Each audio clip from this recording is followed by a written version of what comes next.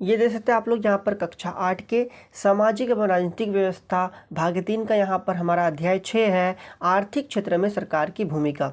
अभी के इस वीडियो पर हम लोग यहाँ पर आर्थिक क्षेत्र में सरकार की भूमिका, इस अध्याय के जितने भी प्रश्न हैं सही प्रश्नों को आपको मैं इस वीडियो पर अच्छी तरीक़ा से बताने वाला हूँ।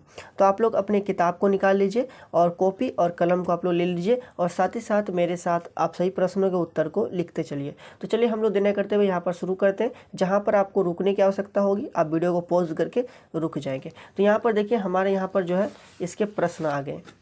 देखिए यहाँ पर इसके प्रश्न है, आप लोगों का भी किताब में होगा, आप लोग अपने किताब को निकालिए और अच्छी तरीक़ा से पढ़िए। देखिए क्वेश्चन नंबर 1 का हमारे क्या कहा गया है कि रिक्त स्थानों की पूर्ति कीजिए। और 1 का 1 नंबर प्रश्न है, शहरों में ब्लैंक एवं ब्लैंक से पेयजल की आपूर्ति होती है। देखिए शहरों में पेयजल की आपूर्ति कहाँ से होती है? तो शहरों में पेयजल की आपूर्ति जो है वे पाइपलाइन और टैंकरों के माध्यम से होती है। ठीक है, आपको मैं अभी लिख करके भी बताऊंगा। 2 नंबर हमारे क्या है, ब्लैंक के तहत गरीबी रेखा से नीचे की महिलाओं को निःशुल्क LPG कनेक्शन मुहैया कराया गया है। तो किसके तहत मुहैया कराया गया है? प्रधानमंत्री उज्ज्वला योजना के तहत, है ना। सभी महिलाओं को जो है यहाँ पर सभी स्त्रियों को जो है वे हमारे क्या दिया गया, निःशुल्क LPG वितरण किया गया है।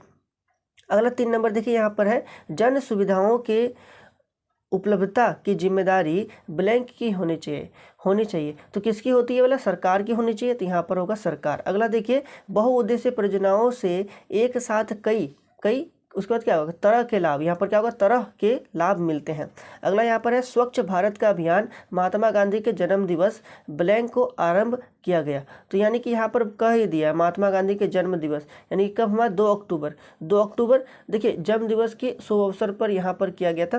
तो ये जो है हमारा यहाँ पर किस दिन से शुरू हुआ था?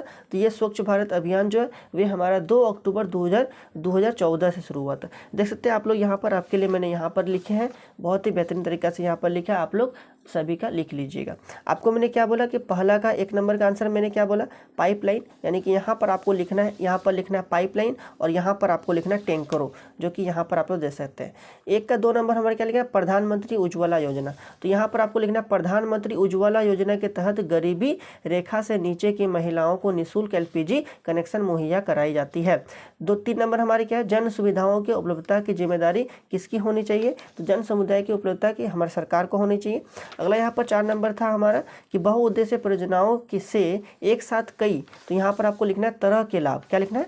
तरह के लाभ लिखना है। ठीक है, तरह के लाभ मिलते हैं। अगला हमारे क्या, स्वच्छ भारत अभियान महात्मा गांधी के जन्म दिवस 2 अक्टूबर 2014 को आरंभ किया गया। तो ये आप लोग यहाँ पर याद रखना है। ठीक है, जो कि आप लोग यहाँ पर इसके देख सकते हैं, यहाँ पर सही प्रश्नों के उत्तर को आप लोग स्क्रीनशॉट ले सकते हैं या वीडियो को पॉज करके आप लोग अच्छी तरीके से लिख सकते हैं। अब हम लोग यहाँ पर इसके अगले इन 2 नंबर प्रश्नों को देख लेते हैं। देखिए यहाँ पर हमारा निम्न प्रश्नों के उत्तर दीजिए। पहला वाला प्रश्न हमारे क्या है, बहुउद्देशीय परियोजनाओं के क्या लाभ है? बहुउद्देशीय परियोजनाओं के क्या लाभ होता है आपको बताना है। देखिए आपको मैं यहाँ पर किताब में इसके सभी प्रश्नों को आपको मैं ढूंढ करके दूंगा। आपको क्या करना है, अंडरलाइन कर लेना है। अभी किताब निकाल कर रखें और अंडरलाइन कर लीजिए और आप लोग लिख लीजिएगा, या फिर आप लोग वीडियो को पॉज करके यहीं से भी लिख सकते हैं। ठीक है, तो यहाँ पर देख सकते हैं, इसका आप लोग को इधर आपका आंसर मिल जाएगा। बहुउद्देशीय परियोजनाओं के लाभ बोला गया। ठीक है, देखिए इसका आपको जो है आंसर यहाँ पर मिलने वाला है। यहाँ पर देखिए अब यहाँ पर लिखा गया बहुउद्देशीय परियोजनाओं से मिलने वाला जो हमारा जो लाभ जो है वे यहाँ पर दिया गया। अच्छा, इससे पहले यहाँ पर आप लोग पढ़ लीजिए थोड़ा सा कि क्या लिखा है। देखिए बहुउद्देशीय परियोजना, ये आप लोग पढ़ लीजिएगा। ठीक है, आप लोगों की किताब में होगा, है ना। तो इसके हमारे क्या क्या लाभ है, क्या क्या लाभ मिलते हैं, बहुउद्देशीय परियोजनाओं के लाभ क्या क्या मिलते हैं। तो लाभ हमारा क्या क्या मिलता है, तो यहाँ पर आप लोग लिखिएगा 2 का 1 नंबर में आप लोग यहाँ लिखिएगा कि बहुउद्देशीय परियोजनाओं के निम्नलिखित लाभ है। ये आप लोग ले सकते हैं, बहुउद्देशीय परियोजनाओं के निम्नलिखित लाभ है, कॉपी में लिखिएगा। ठीक है, और उसके बाद ये वाला आपको पॉइंट करके लिख देना है। आप लोग इस जगह पर पॉइंट बना सकते हैं, पॉइंट नंबर 1 2 3 4 5 6 7 ऐसे करके आप लोग लिख सकते हैं। ठीक है, तो उसके बाद आप लोग पहला में क्या लिखिएगा, बाढ़ की रोकथाम। दूसरा में आपको लिखना है सिंचाई के लिए जल आपूर्ति। तीसरा में लिखना है विद्युत उत्पादन, चौथा में लिखना है पीने के पानी की उपलब्धता, और उसके बाद मत्स्य पालन, मिट्टी के कटाव की रोकथाम और पर्यटन केंद्रों का निर्माण। तो देखिए यहाँ पर बहुउद्देशीय परियोजनाओं के बहुत सारे लाभ हैं। एक तो बाढ़ की रोकथाम हो जाएगा, सिंचाई के लिए जल मिल जाएगा, विद्युत उपकरण यानी कि जो बिजली जो बनते हैं, पनबिजली जो बनते हैं, जैसे कि हमारे जहाँ पर भी में बांध बनेंगे, ठीक है, तो वहाँ पर क्या होंगे, नीचे में टरबाइन रहता है, टरबाइन घूमता है, पानी जब गिरता है टरबाइन घूमता है, टरबाइन घूमने से क्या होता है, बिजली उत्पन्न होता है मोटर के माध्यम से। तो इस प्रकार से यहाँ पर क्या होता है, बिजली उत्पन्न होता है, जो कि पूरे मोहल्ला में बिजली सप्लाई होता है, फिर पूरे शहर में होता है। तो अगला हमारे क्या, पीने के पानी की उपलब्धता, जिस कारण से हमें जो है पीने का पानी मिल सकता है। मत्स्य पालन यानी कि मछली, मत्स्य मतलब मछली पालन की सुविधा बढ़ जाता है। अगला हमारे क्या, मिट्टी के कटाव की रोकथाम होता है। मिट्टी के कटाव यानी कि मिट्टी कटाव मतलब क्या होता है, जहाँ पर यदि बहुत तेज गति से पानी बह रही होती है तो ये इस कारण से क्या होता है, मिट्टी की कटाव होती है। और यदि हम यहाँ पर बांध बना दें, जैसे हमें पानी की आवश्यकता हो वैसे हम लोग पानी को उपयोग करेंगे, तो मिट्टी की कटाव क्या होगी, नहीं होगी, बंद हो जाएगी। तो इससे भी बहुत ज़्यादा फायदा है। पर्यटन केंद्रों का निर्माण हो सकेगा। तो इस प्रकार से यहाँ पर जो ये वाला आपको लिख देना है बहुउद्देशीय परियोजनाओं के लाभ। समझ में आ गया। 2 का 1 नंबर का आंसर आपको ऐसे लिख देना है। पर यहाँ लिखिएगा बहुउद्देशीय परियोजनाओं के निम्नलिखित लाभ है, उसको करके ये सब आपको लिख देना है। क्लियर। चलिए अगला हम लोग यहाँ पर प्रश्न को देख लेते हैं। देखिए तो यहाँ पर आ गया आपका अगला प्रश्न। देख सकते हैं यहाँ पर अगला प्रश्न क्या कहा गया, आप लोग देख सकते हैं।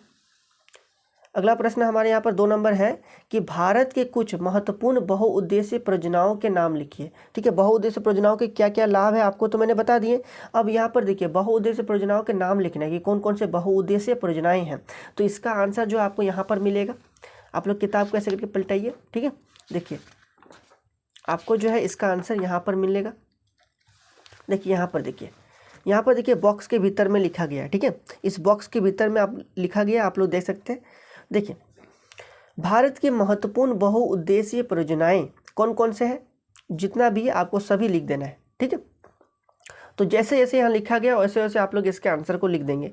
तो भाखड़ा नांगल परियोजना, कोसी परियोजना, दामोदर घाटी परियोजना, टिहली बांध परियोजना, हीराकुंड परियोजना। तो ये जो है हमारे कुछ महत्वपूर्ण परियोजनाएं हैं, भारत की महत्वपूर्ण बहुउद्देशीय परियोजनाएं हैं। ठीक है, तो ये आपको लिख देना। बहुउद्देशीय मतलब क्या, देखिए एक कोई परियोजना लाया जाता है तो उसके पीछे ना बहुत सारा अच्छे काम रहता है, जैसे कि हमारा बाढ़ की रोकथाम हो जाएगा, सिंचाई के लिए पानी मिल जाएगा, विद्युत उत्पादन हो जाएगा, पीने के लिए पानी मिल जाएगा, मछली पालन हो जाएगा, मिट्टी के कटाव की रोकथाम हो जाएगा, पर्यटन केंद्रों का निर्माण हो जाएगा। तो इसी के लिए हम इसे क्या कहते हैं, बहुउद्देशीय कहते हैं, बहुउद्देशीय परियोजनाएं। तो भारत की महत्वपूर्ण बहुउद्देशीय परियोजना जो कि आप लोग यहाँ पर देख सकते हैं। तो 2 का 2 नंबर का आपको आंसर यहाँ पर मिल गया। चलिए अगला प्रश्न को देख लेते हैं हम लोग, ये वाला लिख देना है। ठीक है, चलिए अगला प्रश्न देखिए। अगला प्रश्न हमारे यहाँ पर है, देखिए 2 नंबर तो हो गया, अब 3 नंबर देखिएगा। ठीक है, देखिए यही प्रश्न आप लोगों का भी होगा। ठीक है, 3 नंबर देखिए। 3 नंबर यहाँ पर प्रश्न है कि जन सुविधाएं क्या होती है। आपको बताना है कि जन सुविधाएं जो है ना वे क्या होती है, जन सुविधाएं। इसका भी आपको मैं आंसर किताब में ढूंढ करके देता हूँ। ठीक है, जन समुदाय क्या होता है ये पूछा गया। ठीक है, देखिए तो आप लोग पन्ना पलटाइएगा और यहाँ पर आपको जो है इसका आंसर मिल जाएगा। देखिए किताब पढ़ने का बहुत फायदा होता है। जो विद्यार्थी यहाँ पूरा किताब पढ़े हैं लगन से तो उसको कोई प्रॉब्लम होगा ही नहीं, है ना। तो देख सकते हैं यहाँ पर जो है, देखिए हमारे यहाँ पर क्या बोला गया, स्वच्छ पेयजल, ये वाला यहाँ पर नहीं है। रुकिए थोड़ा सा रुकिए, यहाँ पर जो इसका आंसर आपको यहाँ मिल जाएगा। हाँ देखिए जन सुविधाएं, क्या बोला गया हमारा, जन सुविधाएं। तो देखिए मैंने आपके लिए लिख भी दिया है कि 2 का यहाँ पर 3 नंबर का आंसर यहाँ पर है, अंडरलाइन भी करके रख दिए हैं। आपको क्या कितना आपको सुविधा मिल गया, आपको क्या करना है, बस वीडियो को पॉज कर रहे हैं, सही उत्तर को लिख लेना है। ठीक है, देखिए तो जन सुविधाएं क्या होती है, देश के विकास एवं लोगों के जीवन स्तर को उन्नत बनाने के लिए कुछ सुविधाएं अनिवार्यतः जरूरी होती है। बिल्कुल सही बात कहे हैं। जैसे कि हमारी क्या होती है, आधारभूत संरचनाएं। देखिए किताब से अच्छा प्रश्न, इसके उत्तर, किताब से अच्छा उत्तर आपको कहीं नहीं मिलेगा, है ना। इसीलिए किताब के उत्तर जो है आपको लिखने से एग्जाम में भी आपको बहुत फायदा होने वाला है ना।